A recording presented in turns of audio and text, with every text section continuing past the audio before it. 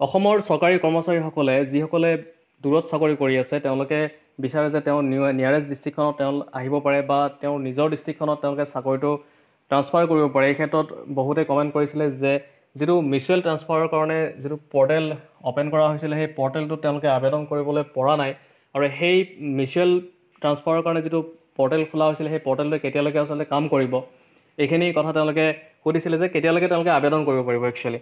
এই ক্ষেত্ৰত এটা আপডেট আহিছে আৰু সেই আপডেটটো আপোনালোকৰ ওচৰত শ্বেয়াৰ কৰিব বিচাৰিছোঁ। যিহেতু যিটো পৰ্টেল অ'পেন কৰা হৈছিলে সেই মিউচুৱেল ট্ৰান্সফাৰৰ কাৰণে সেই পৰ্টেলটোত কিছু গ্লিটছ আহিছে আৰু সেই গ্লিটছ অহাৰ কাৰণে তেওঁলোকে যি আবেদন প্ৰক্ৰিয়াখিনি সম্পন্ন কৰিবলৈ পৰা নাই।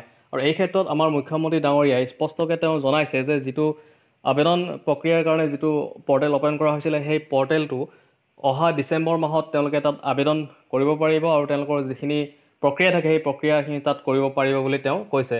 এতিয়া আমি মুখ্যমন্ত্ৰী ডাঙৰীয়াৰ যিখিনি মন্তব্য আছে সেই মন্তব্যখিনি শুনিবলৈ চেষ্টা কৰোঁ আহক। গতিত কাম কৰাৰ বাবে বিচাৰ আপোনালোকৰ ওপৰত। বহুতে মোক সুধি আছে ট্ৰান্সফাৰৰ পৰ্টেল কেতিয়া খুলিব। পৰ্টেল প্ৰস্তুত হৈ আছে। পৰ্টেলটোত অলপ গ্লিটছ আহিছিল, সি যাতে সুন্দৰভাৱে কাম কৰে সেইকাৰণে ইয়াক আমি ডিচেম্বৰ মাহত মুকলি কৰি দিম, যাতে কোনো গ্লিটছ নাথাকে।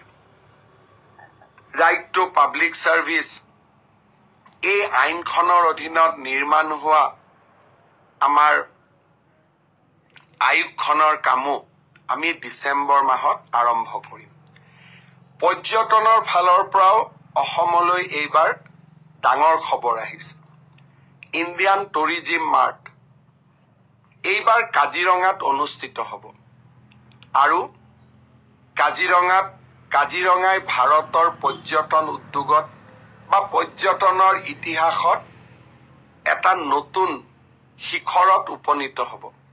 ইণ্ডিয়ান টুৰিজিম মাৰ্ট এটা ডাঙৰ অনুষ্ঠান। ভাৰত চৰকাৰে এইবাৰ কাজিৰঙাত ইয়াক অনুষ্ঠিত কৰিব।